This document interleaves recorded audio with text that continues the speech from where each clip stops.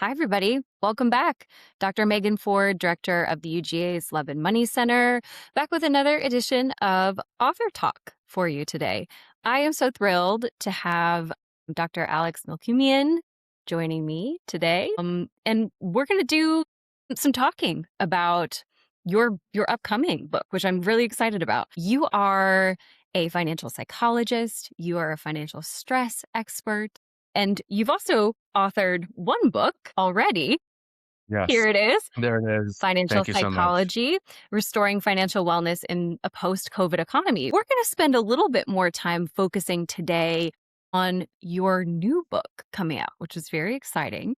So why don't you tell us a little bit more about what that book is and what inspired you to write this second book? Well, thank you so much for having me, Megan. We go back a long ways, and actually, before we dive in, I just wanted to say that if you're listening to a podcast about money, congratulations, right? Yeah. You're already doing more financial self-care than half of America. Mm, good. Most people would rather get a root canal Mm, than check their bank account. yeah. And it's funny, I actually had some dental work done the other day, so it's actually more apropos for me even. But we're here to talk about my new project, my new book called Call Money. And what it is actually a 90-day financial self-care journal.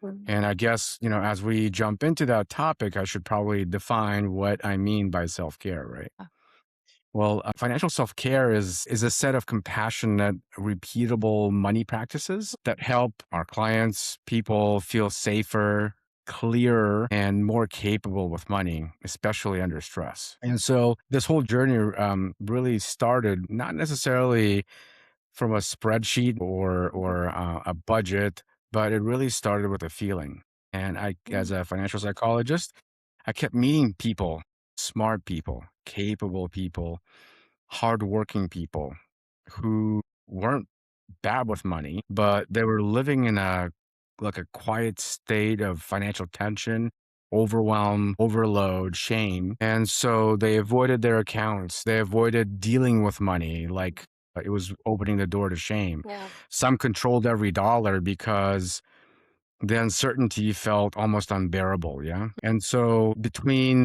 I'll deal with it tomorrow or I'll have to fix everything right now.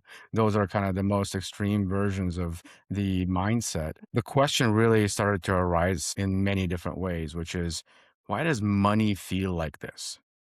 Mhm. And that's the question that's really started to pop up, when I was working with clients one on one, as well as with companies. And it's not in therapy, we have this saying that it's not only what you say, it's how you say it. So I guess how the book Call Money really came about is that I wanted to write a book that is disarming, has a curious voice that meets people exactly where they're at, Mm. especially if they're messy about their money, where there's a lot of shame and that they're experiencing financial stress and it can make even a simple decision feel completely overwhelming. So I wanted to write this book for that client, that one client that I can think of right now who is struggling the most, the one who feels behind, who's stuck, who's I would say like too exhausted to to pretend that they have it all together, that client. And I guess that's the therapist in me, right? That I wanted to offer that non-judgmental, empathic stance that we talk so much about in therapy.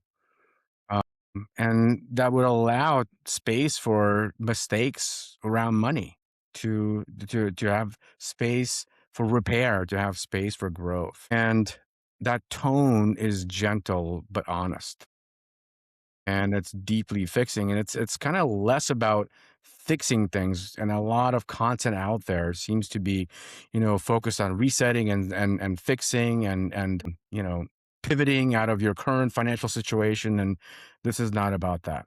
Yeah. This is about having a almost like a financial therapy companion Mm. in your pocket or with you at all times. Wow.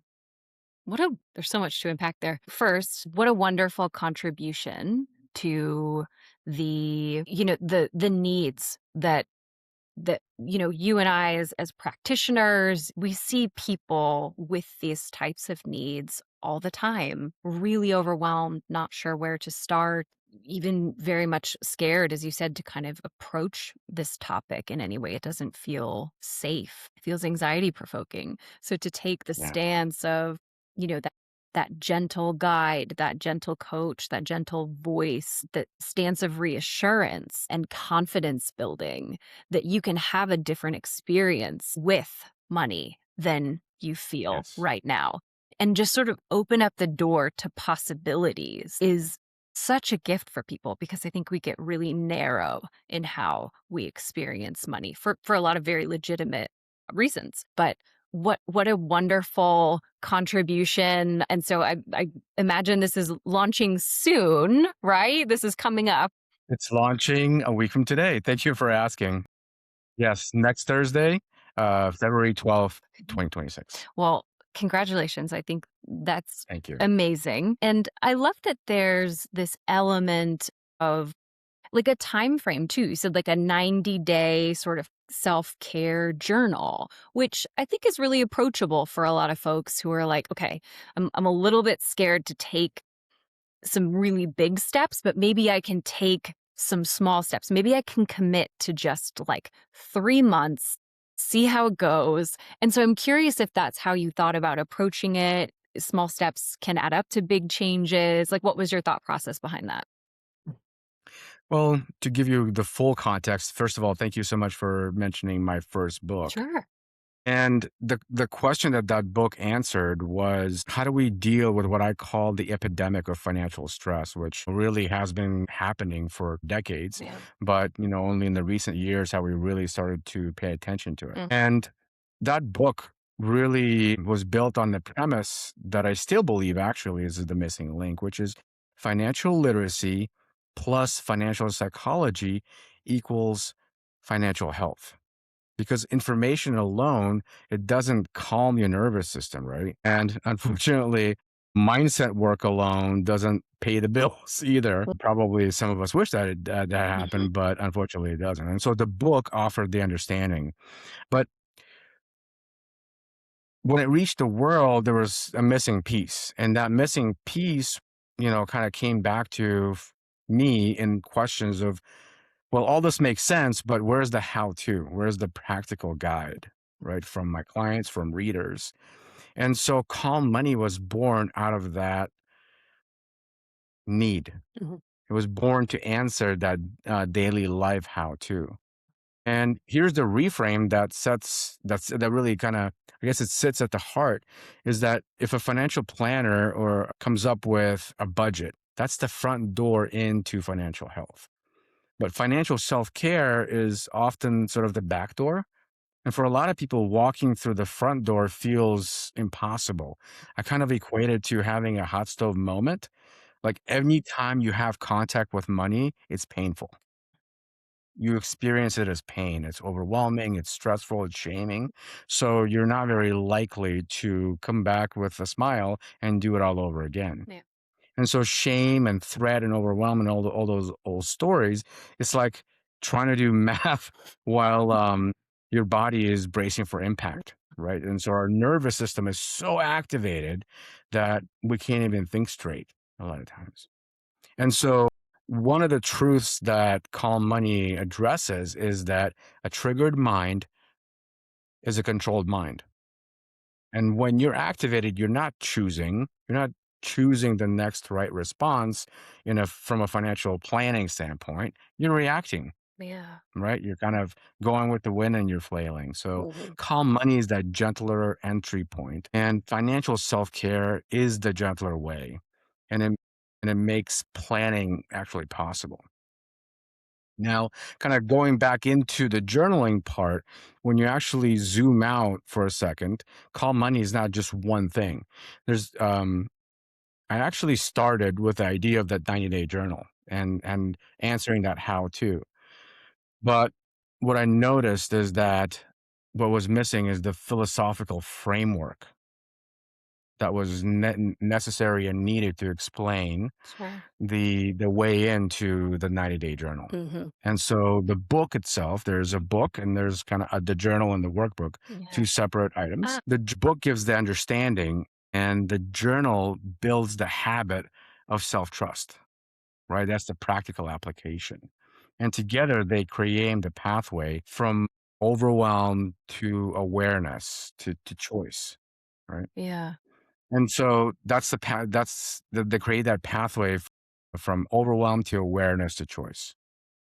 Yeah. Thank you for knitting that together Sure. so thoughtfully. I think sometimes it takes a little bit of that Mm, studying and that background and that context for someone. And then as you said, there really needs to, like, for many people, there needs to be this application, this how to do component, implementation piece mm. so that change they can really experience the change, not just read about the change and think about the change, but actually implement some of what they're wanting to see be different for themselves. Any other key takeaways from Calm Money and things that are just kind of like really big headlines for people within these pages? One of the truths, and if you don't mind, I might just read a little excerpt from the book. Oh, yes. One of the truths about money that this book addresses is this idea that your relationship with money makes sense given what you've lived through. Yeah. Absolutely. And so that makes sense. And let me read it real quick. Yeah. Your relationship with money makes sense given what you lived through. Sentence may land with relief or skepticism or emotion, or maybe all three. Take your time with it. Because when you spent years blaming yourself, why can't I just get it together? Why do I avoid? Why do I spiral? Why do I overspend or overcontrol or freeze? A new idea can feel almost disorienting. Maybe the problem isn't that you're defective. Maybe the problem is that no one ever taught you how to relate to money like a human being. Yeah. There's so much richness just in that short passage, and so much that is reassuring for people who are approaching money from all kinds of different vantage points, places, backgrounds, experiences, negative and positive. We've all got a mix of that in there.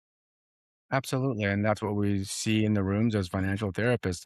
So, some clients are much more capable, and I'm sure they'll find some nuggets in here that will be applicable to them. I think empathy is one of the missing pieces in financial services, and the more Mm. human we can make it, the more the client will benefit from that. Actually, that kind of reminds me, I'm pretty active on LinkedIn, and one of my colleagues made a post that really caught my eye. I'm sure I'm butchering it, but the post mentioned something like clients can tell when we see them as a portfolio Mhm. versus a person. They feel it in the pacing, the questions, the way we respond to shame. Wow. So this book is not only applicable to the consumer, the reader, it's also applicable to so many of the mental health and financial professionals Mhm. that may be inclined to pick it up and read it. Yeah. Yep. Wanting to dip their toe into that kind of territory and thinking, where do I go? How do I start? How do I start to understand this area? And I would lean almost more towards the financial professional than the mental health Sure. because it feels like to me like the financial services industry is making a concerted effort and a huge push for moving services into um, the human side of money Mhm. Mhm. and looking at the whole person care. Yeah. So from that standpoint, calm money almost should be like a prerequisite Mhm. for any financial planning, working with clients who are struggling and stuck. Yeah. Right. How many of our colleagues have told us this story, Megan? They've devised the perfect financial plan. The client seems to understand it. The strategy is there. We've gone over every single thing. We've even made contingencies, right? And then next time we meet, none of that happened or was implemented. Why is that? Because the nervous system took over, the amygdala hijack happened, and they still have that experience of money as a hot stove. Right. Right. So they pulled away. Yeah. Yeah. Yeah. It's it's so important, and I like how you brought in, some of the recent kind of change in trajectory a bit on the financial services side, that's starting to embrace more of financial psychology and the understanding of the human side of money. So hopefully people will find a way to pick this up and start to do a little self study so that they can be a bit more well versed in, just have a new lens for how they're seeing their work with clients. And what an important contribution they can make as a practitioner who is aware, regulated, dialed in to what's happening on the other side of the room, the table, however you're configured in your office. So, yeah. Yeah, I love that, and, I guess I'll add the fact that, you know, this taps into, again, a theme and a narrative of why this I feel like this book needed to come out in a way, right? Needed to be born. We think of our books as our children sometimes, and, that specifically from a perspective of the financial services lens, this book really offers the language and normalization Mm, so that people understand why money feels so activating, mhm. right? The journal turns, the insights into daily and weekly and monthly rituals that build self-trust. Mm. And where else can you go to find that in a way? Yeah. I feel like it's really kind of plugging in Mm. a need and a hole that's been there for quite a while. And I love that Yeah. you mentioned financial psychology and behavioral finance. I was just on a call with behavioral financial finance colleague, Mm. and it feels to me like that's the financial and economic side of financial services industry kind of moving in our direction of mental health and Right. understanding Right. the human emotion and our internal world, if you may say it that way. But this really bridges the gap and it gives practical tools of how and what to do and when to do it. Well, I, for one, am so looking forward to reading Calm Money, diving in, seeing all of what you've brought to bear, what you've birthed, to use your words. Thank you. Not there yet. I'm due February 12th, Right. Yes. February 12th. 2026. It's getting close. Yes. If people want to learn more about you, your work, both of the books that you've brought into the world or are bringing into the world soon, where can they go? They can go to Amazon.com and both of the books, Financial Psychology as well as Calm Money, will be there. I'm also active on LinkedIn and Instagram under Dr. Alex Melkumian, Mhm. or my company is called Financial Psychology Center, and they can also go to financialpsychologycenter.com. Well, wonderful. I want to thank you so much for your time. Again, congratulations on this new book, this new project. And it was so wonderful to have you on today. Thank you. Thank you so much. I appreciate you. Take care, everyone.